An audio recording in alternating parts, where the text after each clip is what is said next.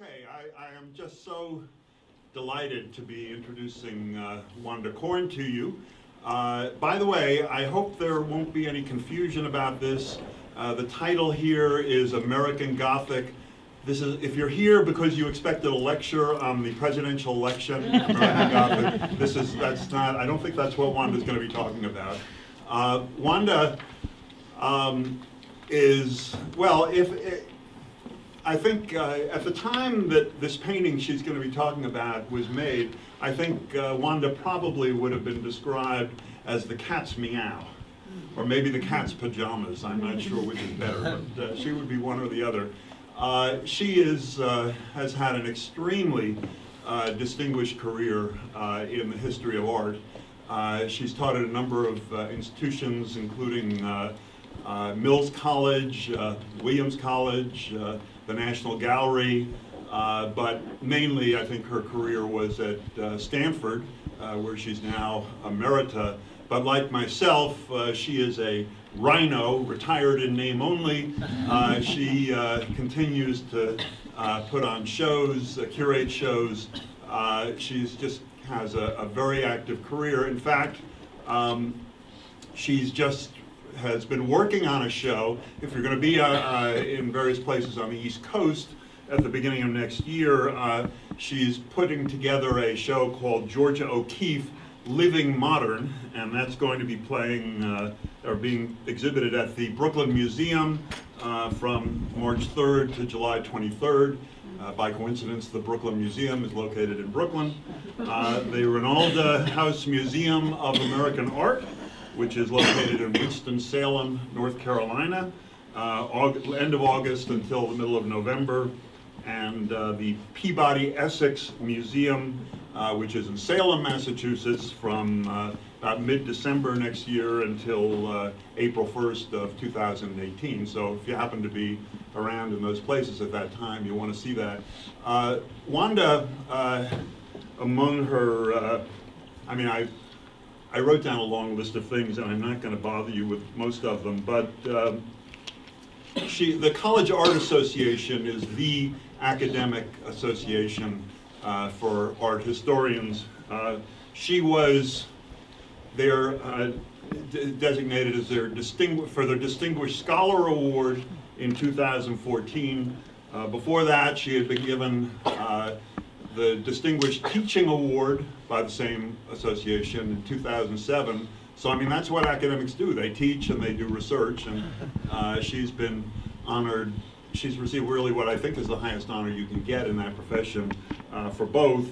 But just to cap it off, the Women's Caucus for Art has also given her its Lifetime Achievement Award. And I'll tell you, none of that has anything to do with why I wanted Wanda to come here. The reason I wanted Wanda to come here was a very long time ago, when Sharon and I were newlyweds. We had the opportunity to be taken by Wanda around an exhibit that she had put together. It was called American Tonalism, about a certain group of artists around the turn of the 20th century. She made up that name, but now I believe it's a standard name to designate that group. And Sharon and I got a private showing of this exhibit at one of the major museums in San Francisco before it opened. And I was so impressed then, I mean, this was 45 years ago or something, that I haven't forgotten it, the ability she had to just explain to a schlemiel like me, who doesn't know how to look at a painting, how I should look at this painting and really see things there. And so when we had the opportunity to start CLAFI here, I had the idea I would like to have her here because I think that's something that many of you probably can appreciate as well. So for so many reasons, it's my pleasure to introduce to you Wanda Korn.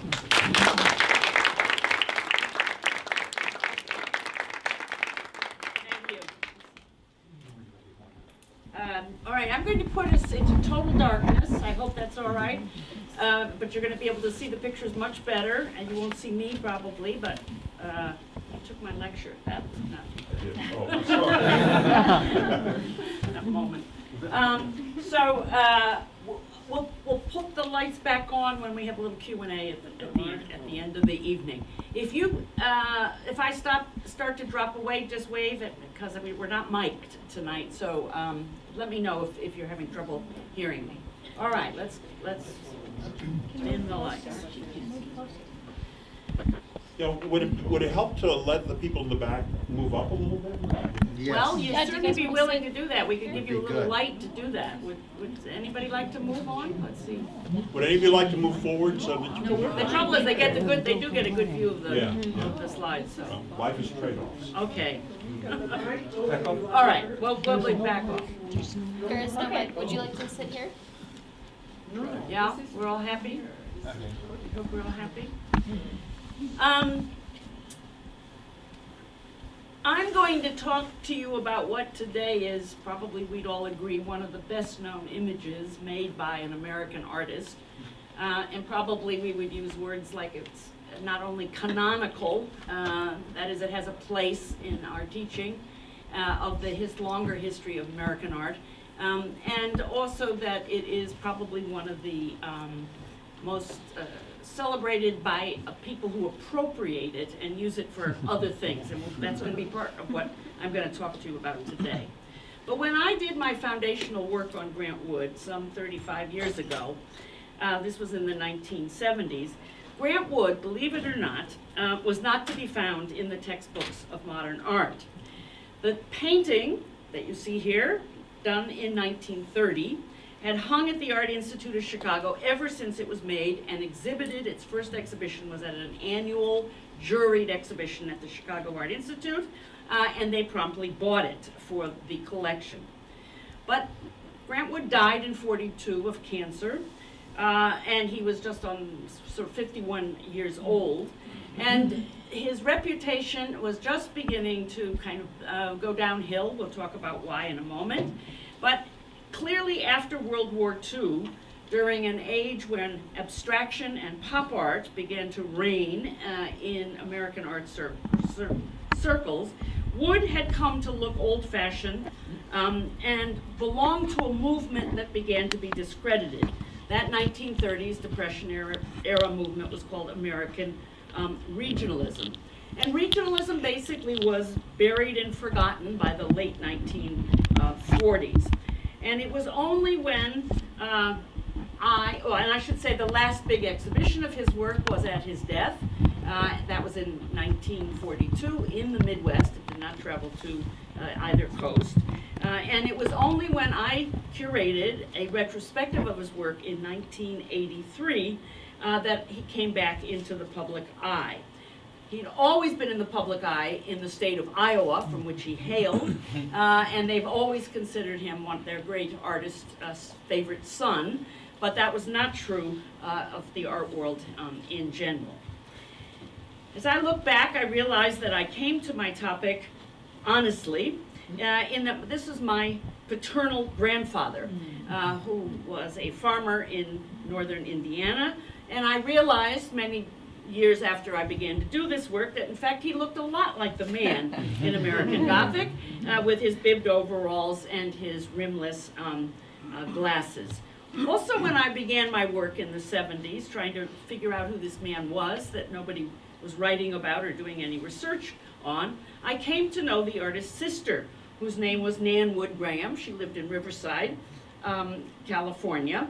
And here you see her in two different photographs. The one on the left is at the opening of the 1983 exhibition, which was at the Whitney Museum. It then went on to do Chicago, Minneapolis, and San Francisco. And there she is at 84.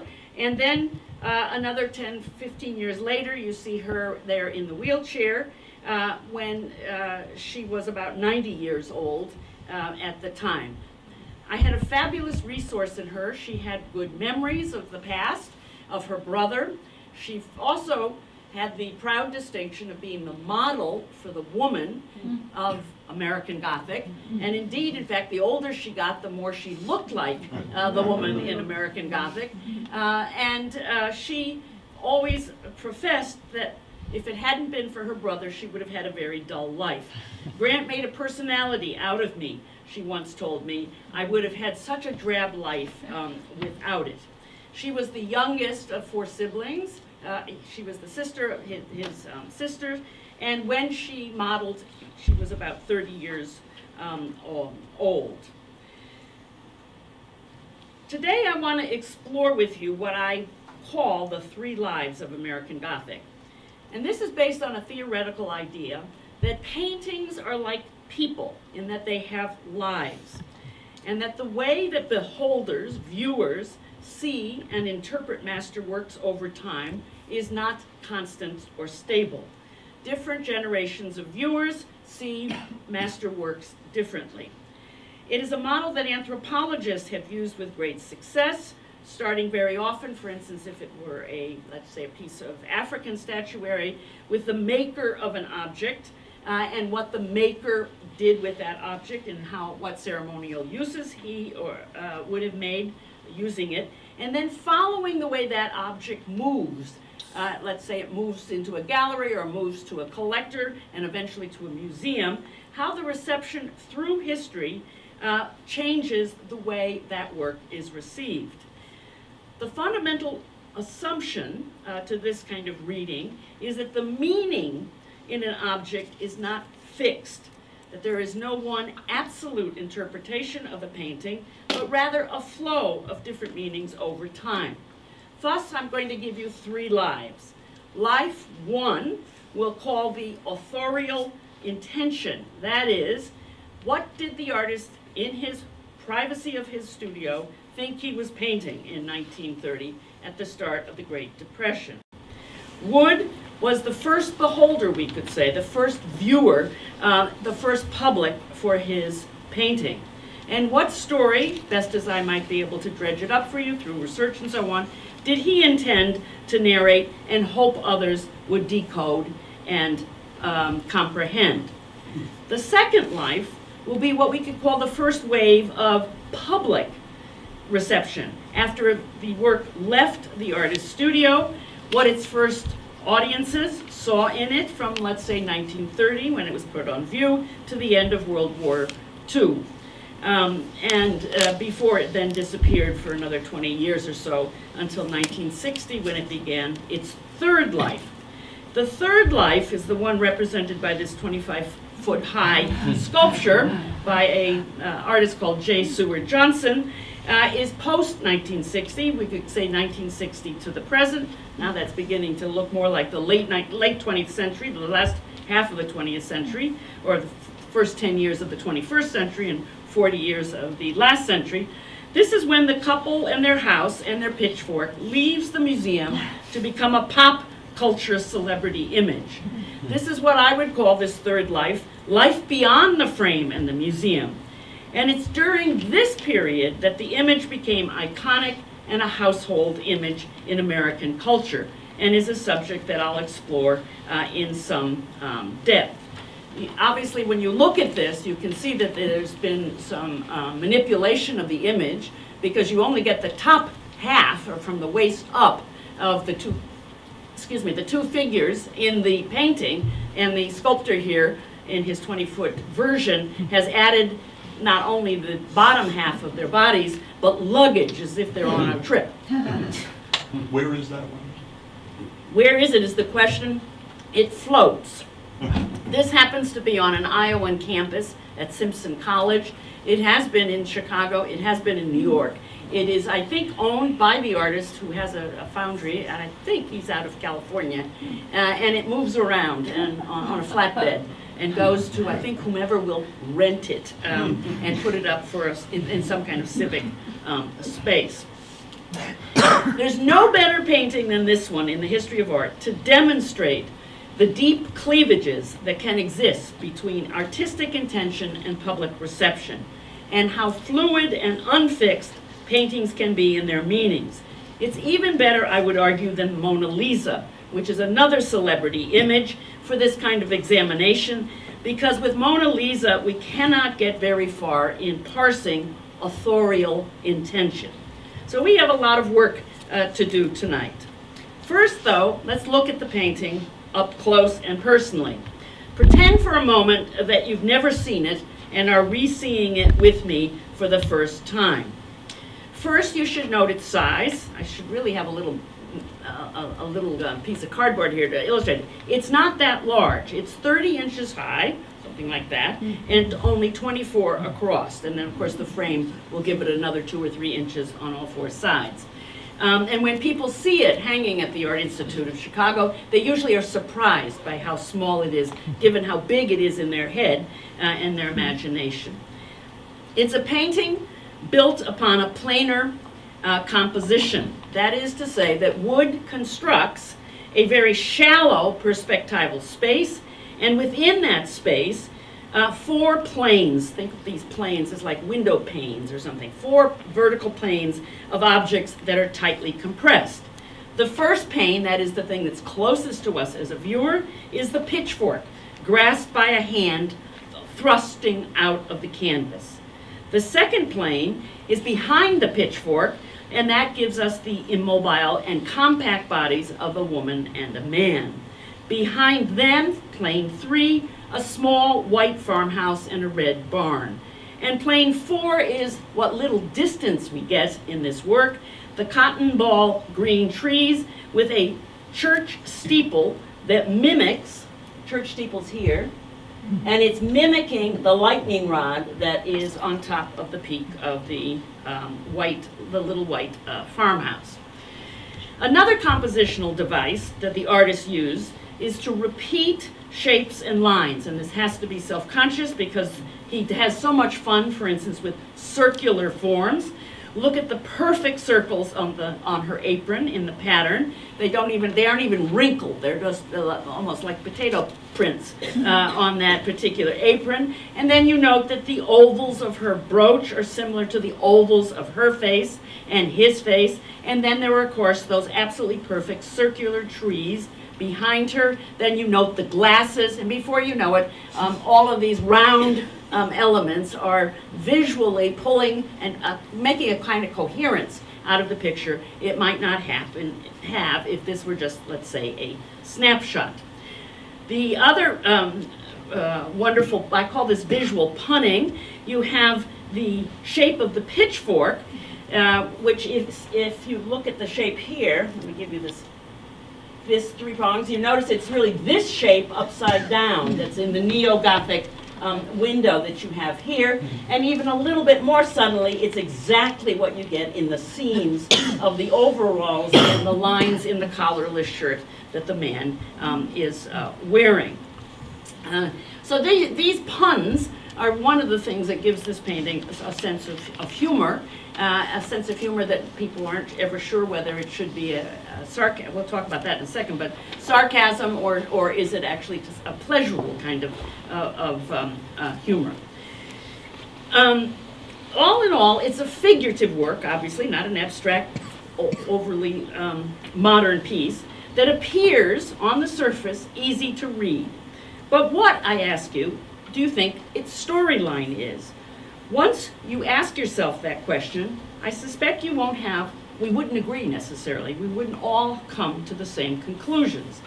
We probably could agree that the simple dress and barnyard setting suggests that the man and woman are rural folk who most likely farm and live in that modest house that is behind them. They appear to be Americans, as that is an American-styled farmhouse and red barn. The church steeple in the distance and the Gothic window in the farmhouse suggest that religion may also be a part of their lives. Their faces, we would most likely agree, are stern and buttoned down. They seem not to wish to acknowledge us or to be interrogated. And they conform to typical sexual stereotyping. The man is the more aggressive figure. He's the one that holds the tool and looks sternly into our eyes. She is more passive, her arms down, hands unseen, and she looks evasively to one side. But beyond these very few anthropological and character traits, what else could you say with any certainty? How old do you think each figure is? And what do you think their relationship is to one another? There's really not too much to go on. They are not engaged in an activity other than standing still. Indeed, they seem locked into place for eternity, immobile. The sky is empty of any moving clouds. The trees are stilled. Each part of the canvas is uniformly lit with the same brilliant light. This is the light that freezes the two of them into their pictorial space. They look a little, we might say, mummified, unspeaking, unmoving, entombed in their airless space. Time seems to have stopped. Well, that's what we might agree on some of those things. But what did Grant Wood think he was painting?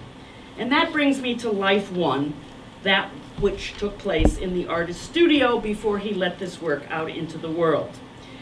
Grant Wood, and I have to give you a little bit of background to make this make sense.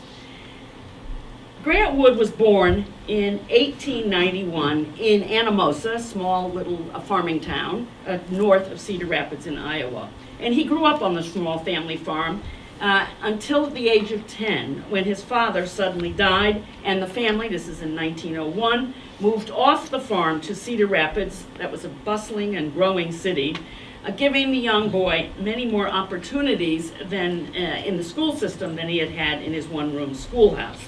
He pieced together an education. In high school, he made he did take classes with the local artist teacher. He made scenery for theatrical productions, and in general showed himself to have some talent in drawing and painting. After high school, without much means, he took 2 summers of art school in Minneapolis, learning how to be a jewelry and furniture maker. Later, he took a few courses, but never enough to get any certification, at the Art Institute of Chicago, and even snuck into classes at the University of Iowa. And what he did during the 20s, it's easy just to talk decades here, is to create dozens of small to medium-sized impressionist pictures, like the one that you're looking at here, that sold very well in the community and at the state fair, where these paintings would often win prizes. And he had a patron who happened to run a funeral home in Iowa City who would take his paintings, Cedar Rapids. He would take Grant Wood's paintings with him to state conventions of funereal directors and actually sell them as decorations and sell them sort of as native son productions, and how this art, he was kind of the little local Medici patron, giving this artist some help in marketing his works. He became, and this is just, I won't go into this much more, but this is a very typical painting where the paint's quite thick, the brushwork is visible when you get up close, and there is, it's in general a kind of a generalized impressionism, post-impressionism, that many artists were practicing in the 1920s. He would go out of doors, paint in plein air, and would paint sur le motif. In other words, he'd sit there and make the picture of what was in front of him. He also became an art, and had to make a living, so he became an art teacher in the public school system, and he did some interior decorating. He made furniture, he painted murals. He really was a kind of jack of all trades and a community fixture. He had a great sense of humor. At the school system, he was kind of a Pied Piper. The children that he taught loved working with him, and he would get all of them involved in making murals and so on. He was something of a bohemian. This is what he looked like. This is on one of his 3 trips to Europe. He's wearing his, I always think of him as James Joyce glasses, but and he's even grown a beard and a mustache while living over there and drinking beer on, probably in Germany in this case, although he also spent some time on the left bank. He gave great parties. He lived in a loft-styled space. And he was the local artist who, in fact, had in the 20s did take time to be in Europe for at least 3 different occasions. And he painted even a series, and this is a little bit important to our story. He painted a series that he specifically invented, although it wasn't a terribly imaginative idea. But he did a whole bunch of paintings of Gothic cathedrals in doorways and buttresses and windows. These were his Wanderjahre, happiest years of his life, he often said. But the fact was that paintings like these did not attract attention outside of Iowa, and the style was rather routine among American painters at the time. As he matured, his ambition became grander, And as he reached his 40th birthday, he had something of a midlife crisis and felt he had to try something new. He had begun to read Sinclair Lewis, Babbitt, for instance, or Main Street, and he also began to hang out with some important local Iowan writers and poets who were gaining national attention for their stories and novels about small-town America, particularly as it was lived in the Midwest. Sinclair Lewis impressed him with his witty and perceptive stories about small-town characters and their everyday life in Midwestern towns. He was also reading people you wouldn't necessarily know, but Ruth Suckow was a novelist at the time, Jay Sigmund was a poet, local authors who were agitating for an indigenous modernist literature that came out of the Midwest and of farm life in particular. They thought of themselves, and they used the word regionalists. They were literary regionalists, entering, if you will, their region into the nation's identity bank. It was common in the early 20th century to ascribe regional characteristics to people, so that the New Englander was seen to be a very overly puritanical type, for instance. The Westerner had its cowboys, the Northwest had its loggers. These were all archetype regional characters. The South had its plantation culture. And what these writers were trying to do was to create another kind of artistic formation and identity for the Midwesterners. Inspired by these writers, Wood began to take up a similar quest in paint. He tried something extremely new. Instead of going out into the country and painting with a brush loaded with paint, he began to carefully plan and orchestrate his paintings, lining up local models, telling them how he wanted them to dress and pose, and then painting them according to some fixed plan that was in his mind. Sometimes he did sketches to work out some of this planning. In his first painting of this sort, the one on the left, your left, he asked his mother to pose and to dress in a simple, everyday country outfit of an apron over a dress. He called the painting Woman with Plant, named for the sitter's attribute, that snake plant, a sansevieria plant, which you know they're very tough and hardy. It's what we used to always have in college dorm rooms, as I recall, because there was almost nothing you could do to kill them. They were so sturdy.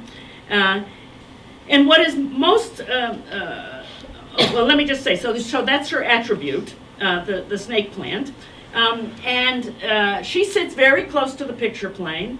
This is in 1929, with a generalized farm background in the distance of a barn and corn, or haystacks, I forget, corn stacks I think they are.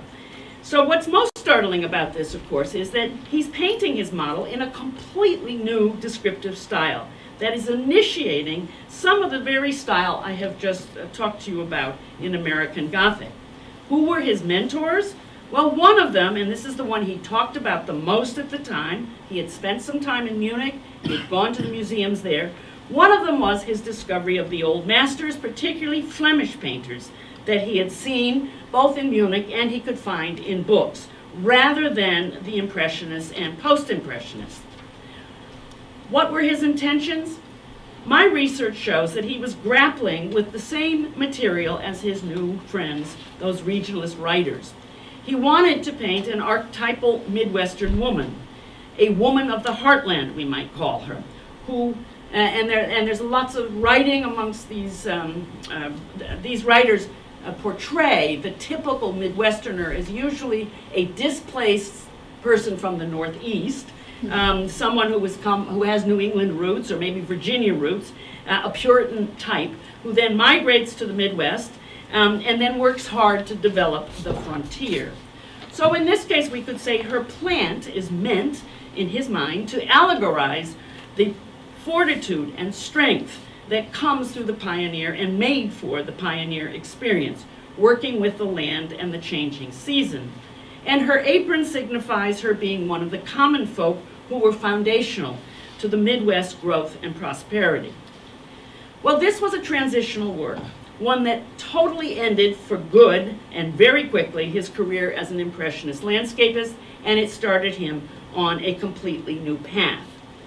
Not totally satisfied with what he had just done, he tried again to create an iconic portrait of Midwestern folk. And this time, instead of creating a rather obvious neo-Flemish portrait, he refined what he took from the Flemish, and he added all kinds of details that richly referenced the visual culture of early Iowa. For architecture, for example, he deliberately chose a modest 5-room wooden Iowan farmhouse, which you see there on the left, built by local builders in the 1880s in what's called board. It's a Victorian, neo-Victorian building in board and batten style, which gives it that nice verticality that he always liked, and it would also help accentuate the verticality of the two figures.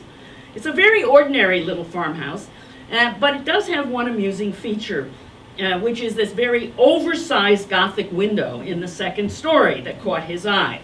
And he was the guy who had just painted, for the last few years, a whole series of canvases based on French cathedrals. And here he was finding a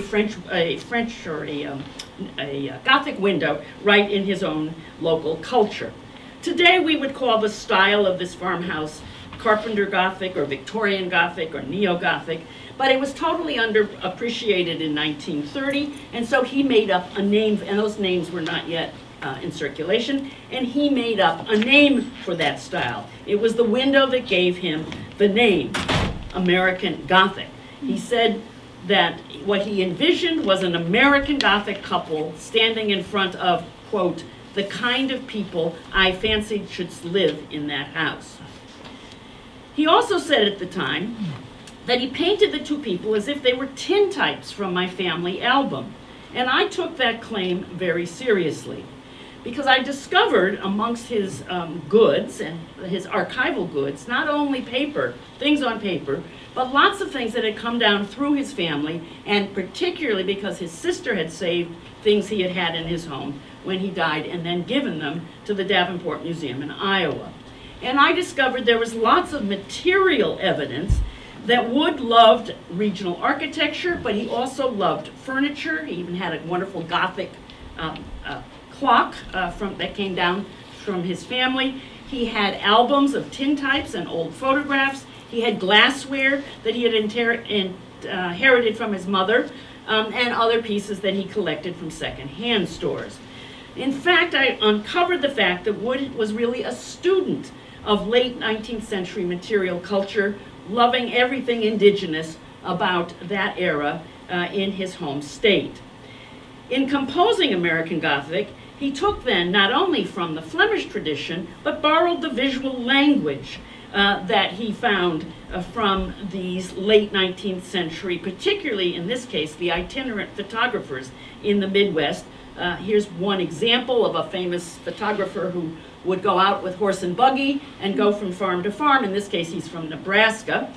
Solomon Butcher is his name, but I could show you other examples, but this is such a good one. So good, in fact, that they've named it Nebraska Gothic in Nebraska. But Butcher would pose couples and families in front of their modest dwellings, in this case a sod hut, with their cattle, with their horses, and very often they would even bring belongings that you would assume, like a sewing machine, inside the hut. They'd bring it out to be part of the landscape that was being photographed. And these photographs were meant to send back home to people that could see how well established the couple had become in their new life. And they document, for those of us who are historians, the taming of the land and the survival of the pioneers. They're rich in information about how these pioneers lived and worked. Well, Wood used vintage photographs not only to give us the couple, such as this is a great example of a couple with a pitchfork, in fact, and she's holding onto a chair. These were slightly long exposures, so holding something was not only an attribute, but it also helped you steady yourself for the pictures. But Wood also used vintage photographs to help him decide how to dress his two figures. He dressed his models in styles of clothing that was very self-consciously old-fashioned for 1930. So here's his sister that he asked to have her pull her hair tightly back, like his Victorian aunts did in their photographs, and that's one of his aunts pictures that you see compared to her, the painted image, and I found that image in one of the family albums. She, the model, wears a brooch at her white collar, the rimless glasses he gave to the man, and he also gave him a collarless shirt. In other words, he wanted his characters to look mildly anachronistic, belonging to the same pre-modern era as the little Victorian house. What about those patterns on American Gothic? He accredited his realization of the power of the pattern to handmade quilts that had also come down from pioneer culture. And who were his models?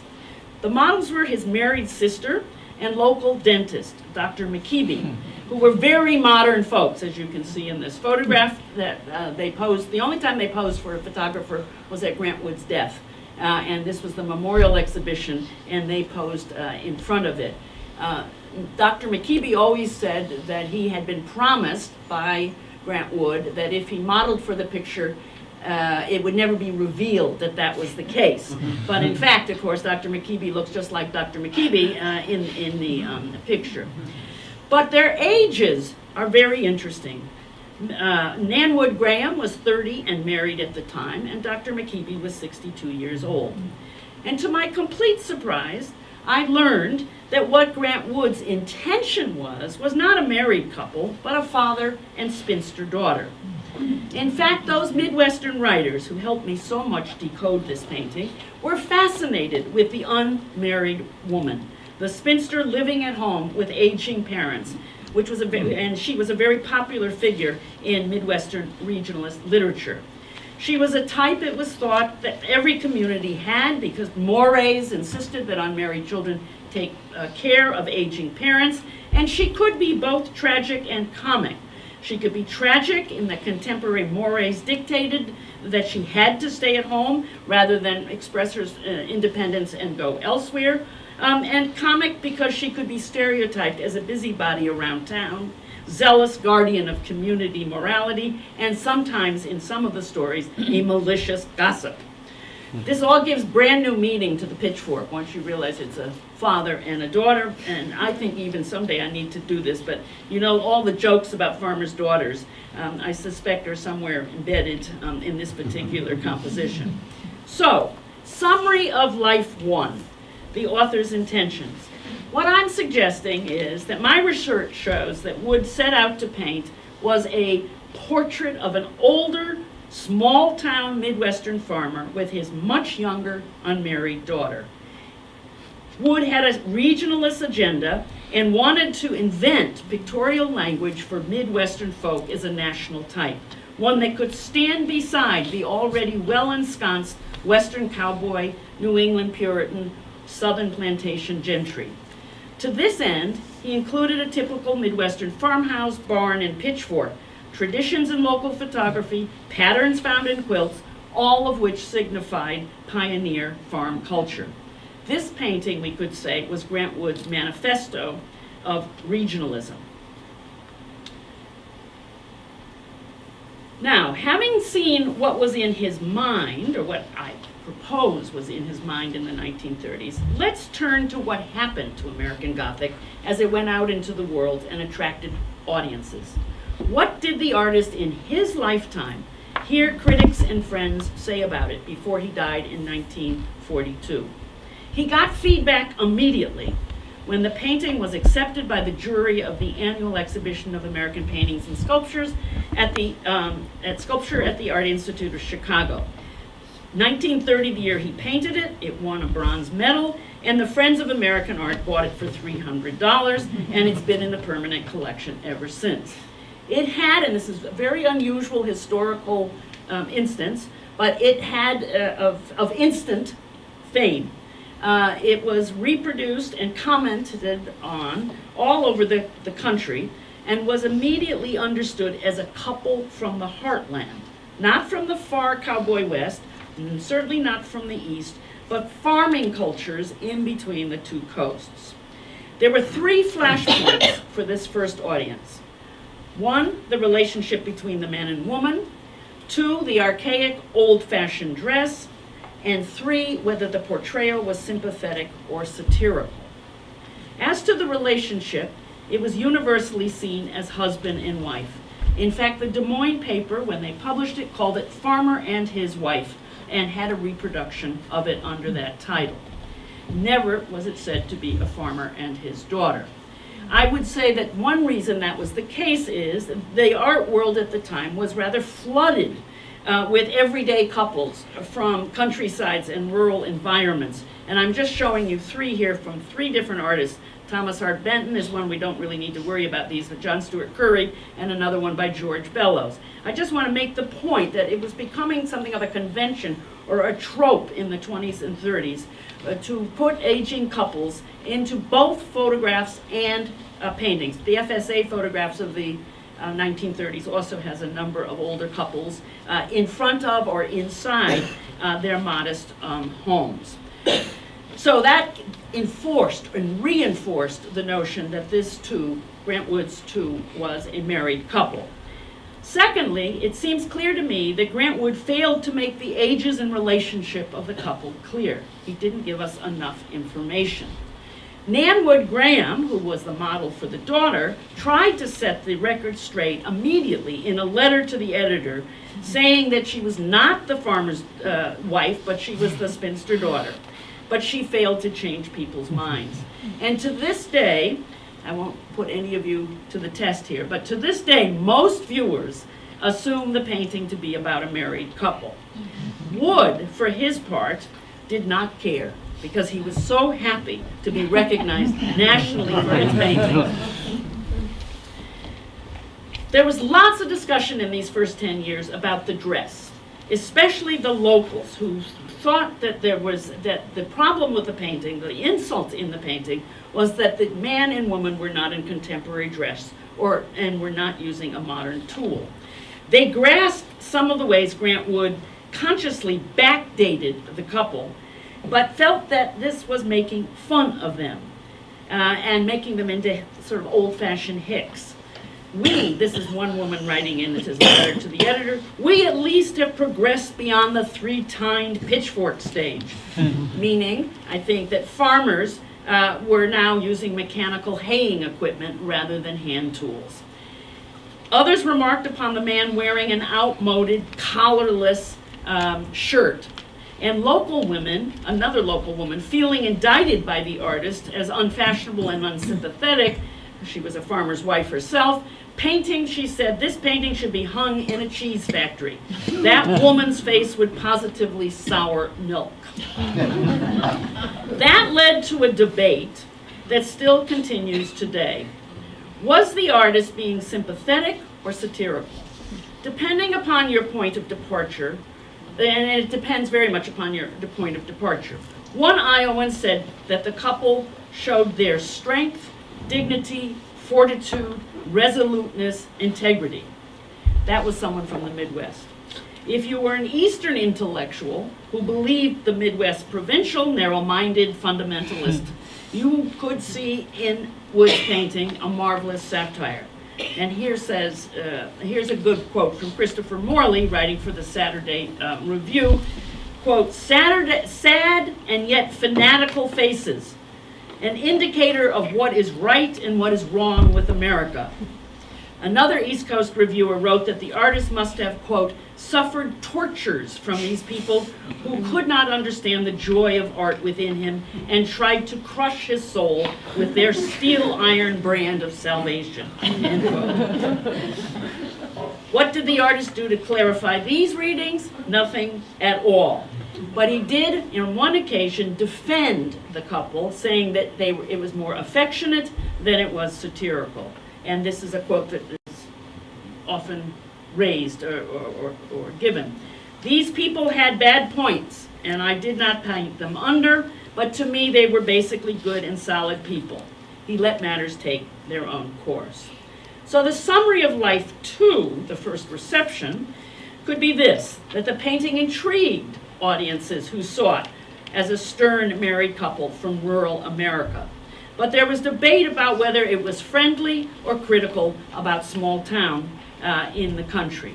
If you were from Iowa, you might have thought of it as a regional image of local farmers, where others saw it as just a good satire of provincial Americans in the spirit of Sinclair Lewis's writings.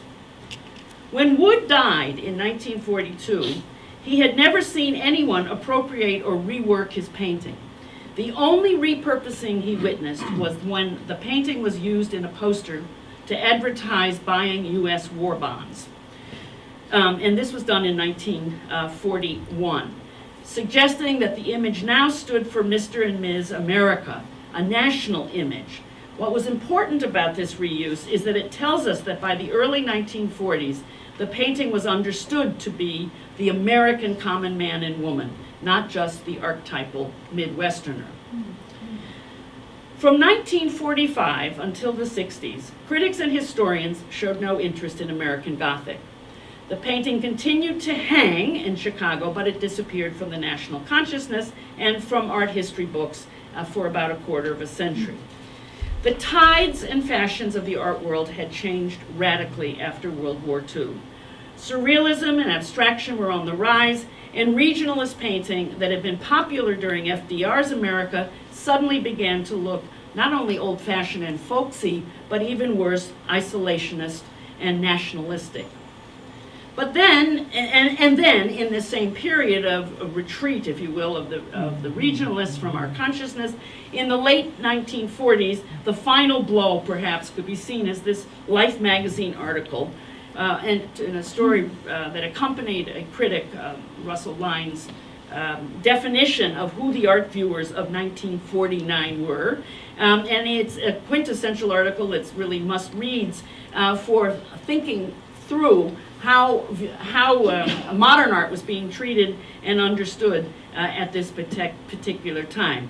And you'll see that the painting he used for middle-brow taste is the painting for those people who are insecure in their taste and Philistines about abstract art. The highbrow go for the abstract art, and then the lowbrow goes for what he's very secure about, sort of pornographic or slightly racy calendar art. In this very same moment, the prominent art historian Peter Jansen, H.W. Jansen, wrote 2 articles linking the realism of Wood and other regionalists to fascist and Nazi paintings of peasant cultures in Europe. The regionalists disappeared from the history of art during the Cold War, except when they were used as whipping boys. But then, a new life, beginning around 1960, one that still continues 60 years later.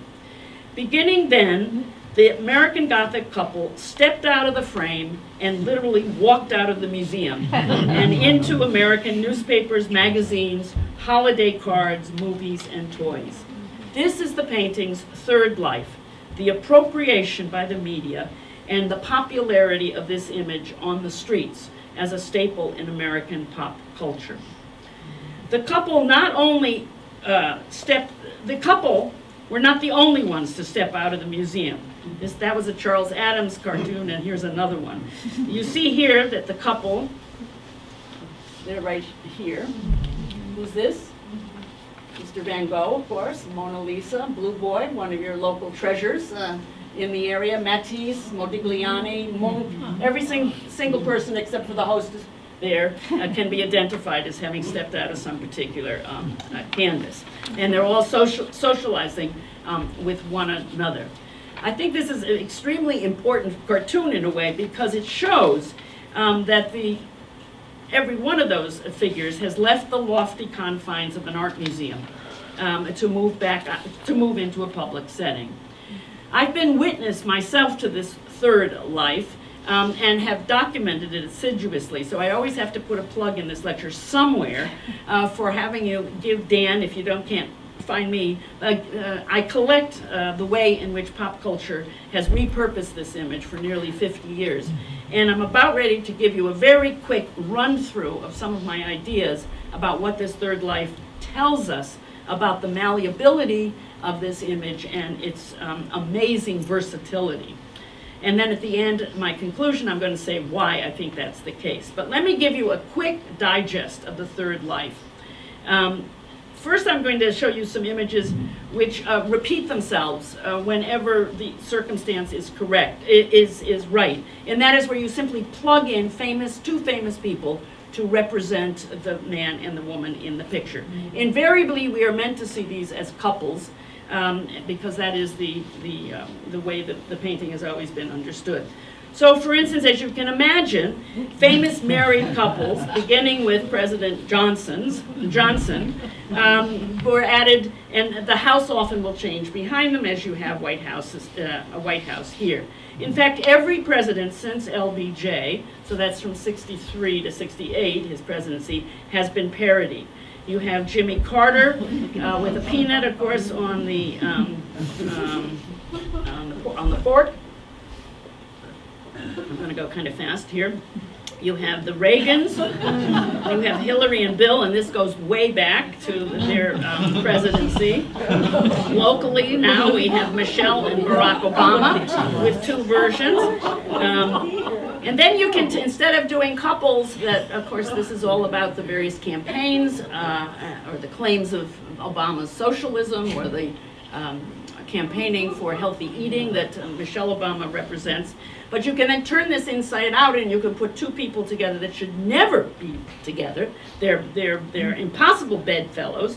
And one of my best early ones of this sort is Shirley Chisholm and George Wallace. But of course we're getting good versions today, so we already have our Clinton and Donald Trump, but most exciting to me is the Italian version. And that is actually the cover of what is the equivalent of the New York Times Sunday magazine section, a Italian magazine called La Repubblica, and in January this year, they did Trump and Bernie Sanders as a couple. This globalization of the image, hold on to it because this is what's happening today, and I'll mention that again. But I was so excited to get this. Somebody sent me a digital of it, and I said, oh no, I have to have the real thing. And believe it or not, they were so excited, the editors of this magazine, that they sent me 12 copies. So my collection is fully endowed with this particular cover. Another kind of sustained use is, think of any holiday, birthday, anniversary, and you can make this couple work. So we can have Thanksgiving Gothic or Snowman Gothic. We can have greeting cards, like this wonderful one of Santa Claus in the Art Institute looking at the image of American Gothic. But what's really good, if you know your art history, is it's a total parody of a famous painting by Norman Rockwell called The Connoisseur, looking at a painting by Jackson Pollock. So a lot of these have lots of innuendo to them. And then there's ones for many different ones for Christmas. And Gothic with animals is as popular as Gothic with people. Easter Gothic, cat Gothic, dog Gothic. Again, one that's really good. Dogs in the Art Institute looking at, that's actually, I think, maybe a cat, if I'm not mistaken, a cat and a dog looking at this image at the Art Institute. And this image, by the way, has the real house behind it. It's a photograph. And then the image can be used commercially by the media to sell you anything, depending on what is being held, such as toothbrushes. They're trying to sell you on better dental health, or they're selling you on cough syrup, or covering your mouth when you cough. Or one of my favorite is National Bubblegum Week, which was used to advertise, saying something about bubblegum. Apparently there's a national week that is given over to bubblegum in some kind of celebratory way. And then I just got one last night. You got it? Chicago Cubs hot off the press. Actually, this I just tucked this in because it was just too good. And then the Midwest also uses the image a lot more than other parts of the country, such as California. So all kinds of topical images that it's even hard to know which snowstorm it was or which flood it was. But it's another category of sustained use, where you have too much snow or too much rain, or you have too little rain. These are all Midwestern conditions, and the image just is used and reused depending on what's topical and timely at the time. Or this one, which is pretty good, which is protesting Reagan's farm policies. And lots of farm policies show up with the image. But there's another category. Those are sort of the standard ones that get used over and over again. But the other one will make, I hope, you thoughtful about this. It certainly made me scratch my head a little and think about it. And that is that the image changes according to national concerns at the moment. They'll run these, that I'm about ready to show you little snippets of. These run for about a decade or so. It's a new take on the couple, and then they die out as another thematic bubbles up from whatever the new concerns are. The way I call this, name this, is as goes the nation, so goes the couple. And let me show you how this works. I got interested in these images when I went to Berkeley in 1969, and I found this one in Berkeley. And I wasn't writing yet about Grant Wood, but I found it so interesting that this image had been appropriated for, in this case, a leftist cause by hippie culture. And it was not once or twice, but several times. The bombing of a Bank of America this was used as a political commentary. And it was used to sell jeans and hippie outfits. That's the 1970s. You won't find images like this today. In fact, from 1980 on, from the beginning of Reagan's era, they began to get dressed up. They threw away their dungarees and began to take on expensive sportswear. And all during the Reagan years, they were upscale American Gothic. They went to the opera. This was used for the Minnesota Opera Company. They began to ride in Rolls Royces. They went first class on the airlines. And then a little bit later, in the 80s, they even began to be designer Gothics. And as a reprise of the old hippie days, Time magazine did this one in 1994, called not hippie Gothic, but hip Gothic.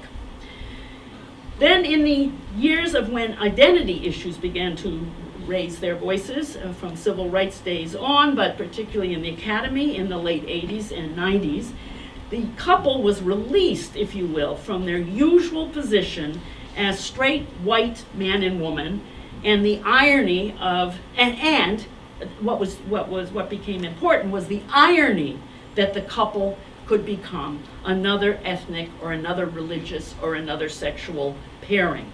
So African American Gothic, and I have many of all of these, I'm just giving you quick examples so that you can, but the point being, as goes the nation, so goes the couple. And what you least expect, I least expect, even knowing this image as well as I do, is where it's going to go next. And I continue to be surprised that it's still a kind of rich, it's still taking a course and is still rich for many different communities and image makers. So African America, this is the parents of Berry Gordy, who started Motown Records in that little Detroit house that's behind them.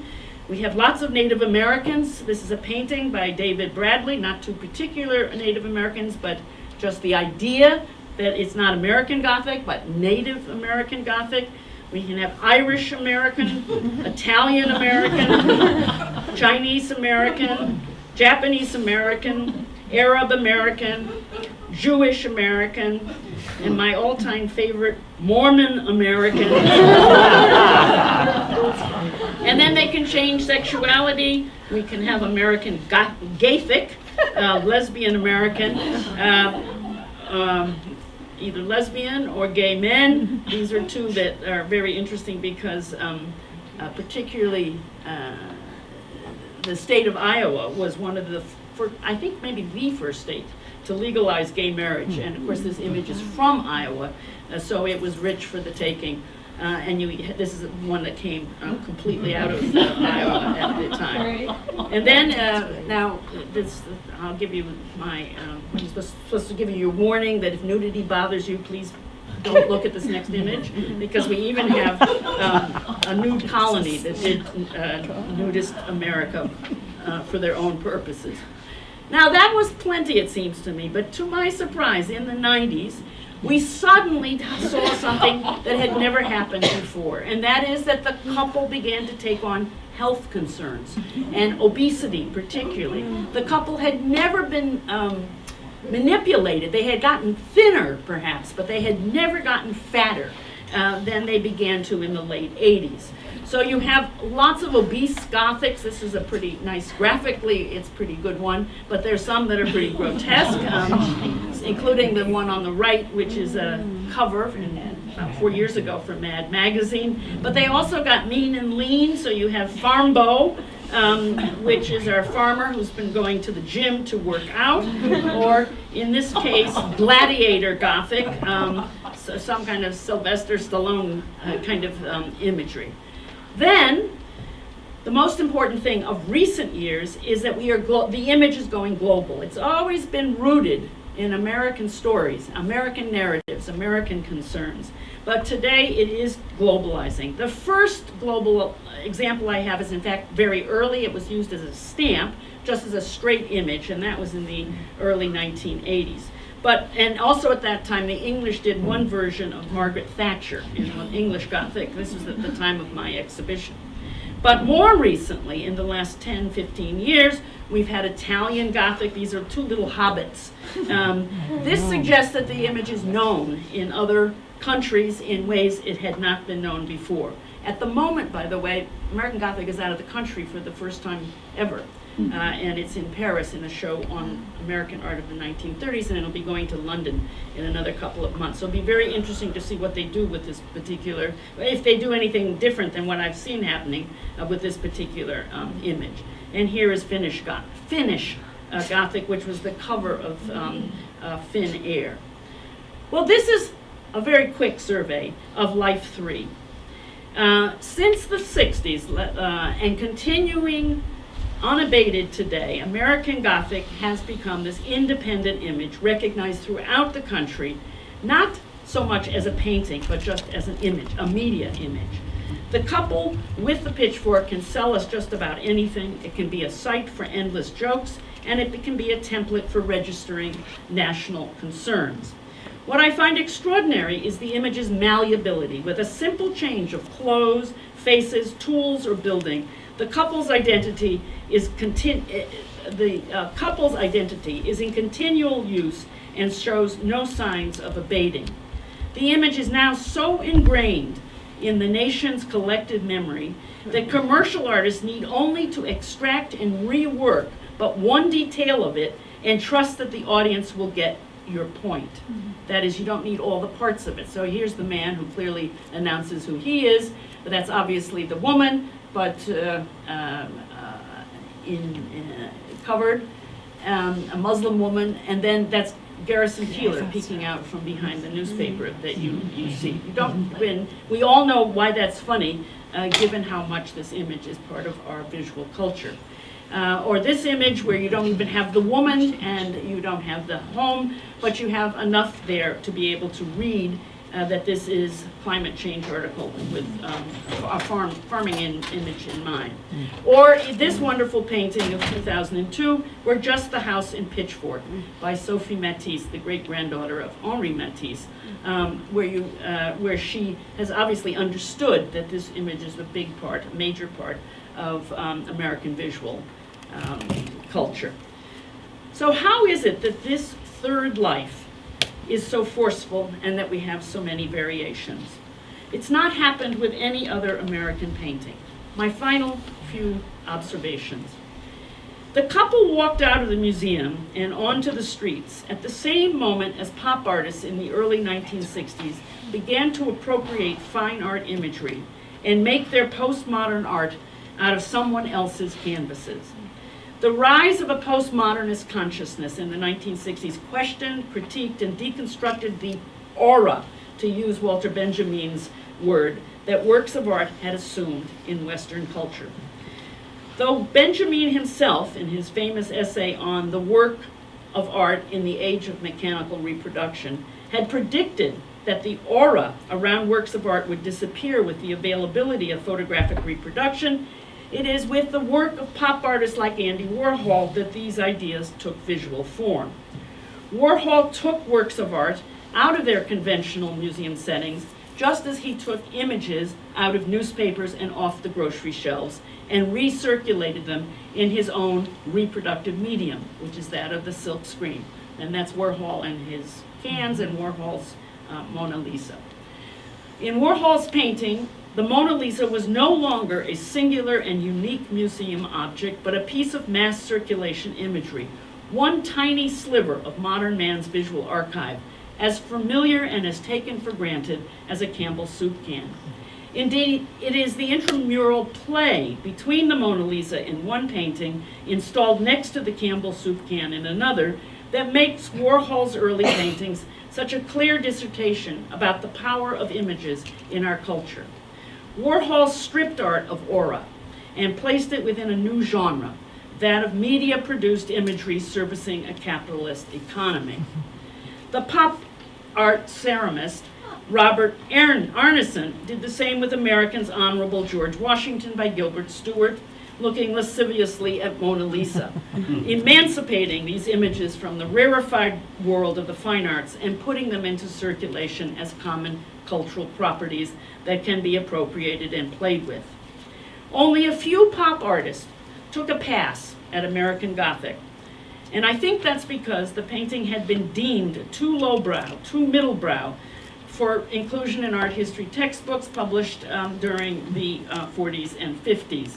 And it took images like Warhol to begin to turn people's attention to not just Mona Lisa, but also American Gothic.